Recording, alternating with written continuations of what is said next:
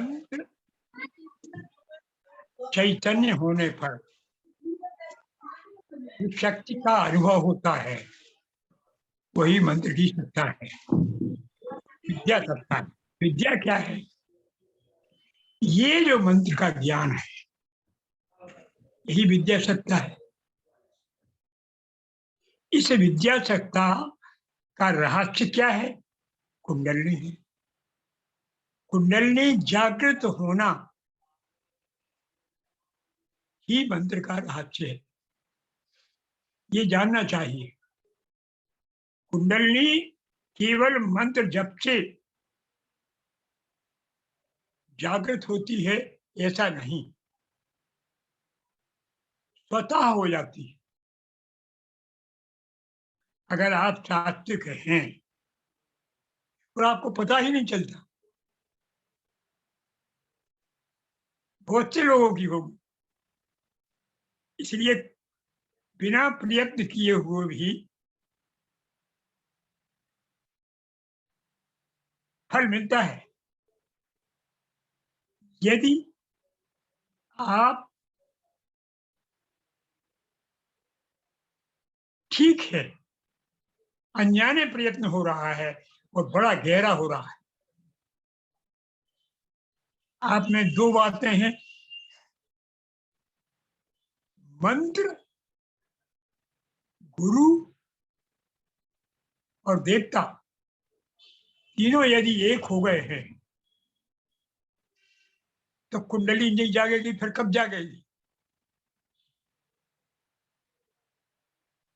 तो ये बात आप ध्यान रखिए कि सृष्टि की सारी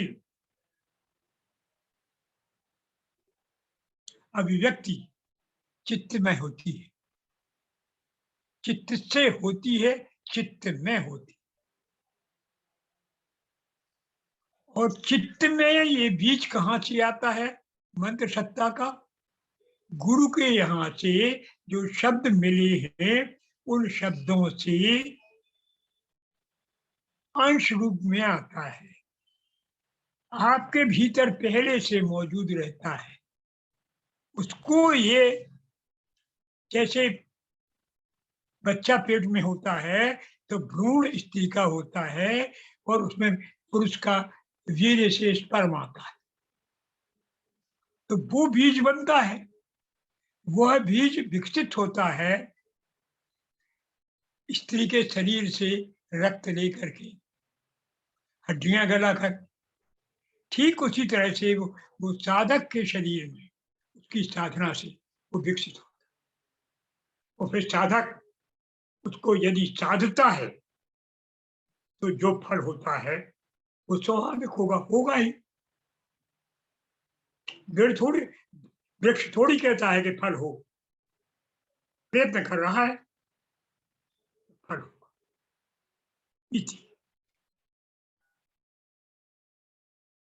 तो हम आपको एक बात कह रहे थे कि पहला मंत्र इस प्रकार से हुआ कि विद्या शरीर सत्ता मंत्र रहस्य।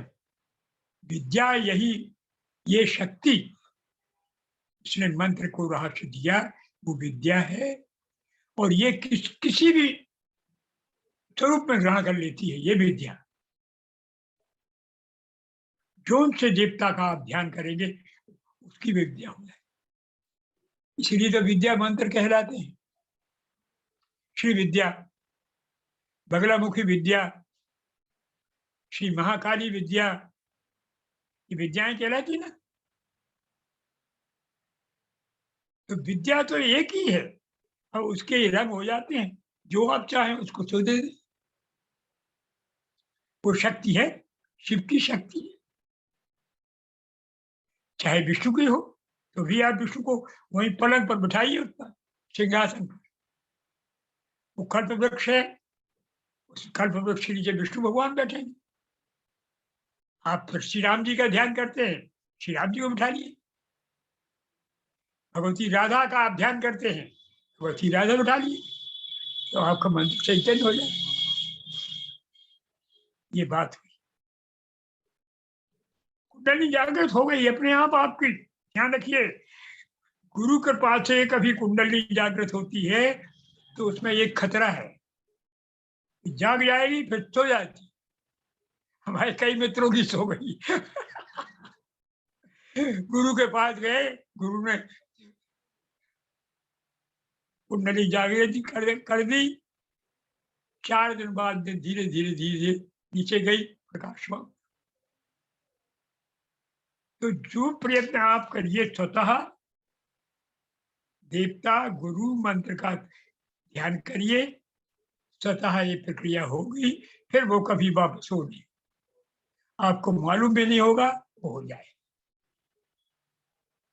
अब आप अगला, ये वही बात आई कि चित्तम मंत्र, चित्त तो हो गया मंत्र, और मंत्र का रहस्य हुआ ये कुंडलनी। अब तीसरी बात ये है कि अगर कुंडलनी जागृत नहीं है, आप जागृत नहीं हो, तो फिर सब आपकी सिद्धियां सपने की सिद्धियां हैं। सिद्धियां तो होंगी,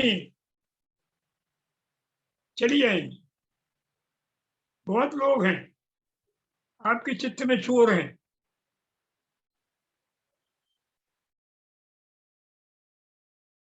और नहीं जाएंगी तो भी आपको नीचे कह देंगे,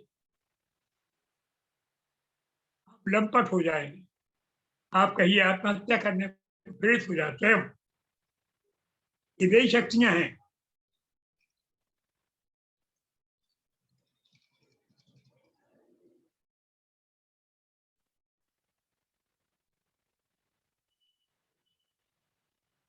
हाँ, तो अगला मंत्र है, ये इसी संबंधित है।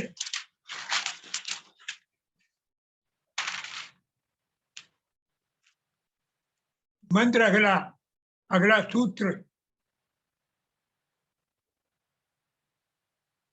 गर्भे चित्त विकासो, गर्भे चित्त विकासो विशिष्ट विद्या स्वप्न। गर्भे,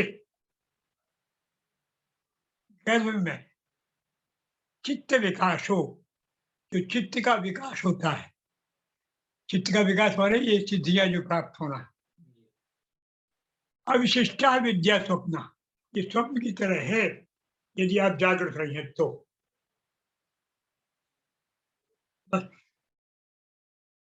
ध्यान रखो, आप अगर जागृत नहीं है, आपका चरित्र ठीक नहीं है, आपने अपने आप को भक्ति नहीं की है, तो यहाँ शुद्ध ज्ञान में है आप, यही भक्ति आवश्यक है।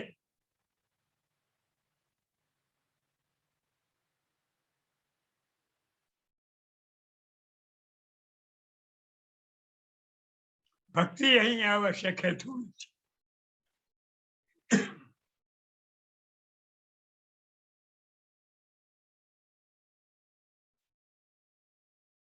और भक्ति करिए, और आप चित्त को, अपने को शांत रखिए, क्षोभ न होने दीजिए। क्षोभ आए तो उसको, क्षोभ को समझ करके रुकिए, समझिए, समझ करके देवता अर्पण करिए क्षोभ। इंद्रियां क्षुब्ध हैं तो करणेश्वरी को प्रणाम करिए, और जाइए कि कहां से उठ रहा है, क्रोध आ रहा है, रुको, ये क्रोध कहां से आया, ध्यान करेंगे, वो क्रोध आपका मित्र हो जाएगा, वो आपको शक्ति देगा, वो देवता है, वो देवी है, और नहीं तो वो क्रोध तुम्हें खा जाएगा, फलवती बन जाएगा। जिसको चाहो उसको नाश कर दोगे तुम तब, अन्यथा वो क्रोध तुम्हें खाएगा, उसको तो नाश करेगा ही, लेकिन तुम्हें खाएगा। तो ये शक्तियों पर आप ध्यान करिए, और थोड़ी चाय पी लीजिए आप।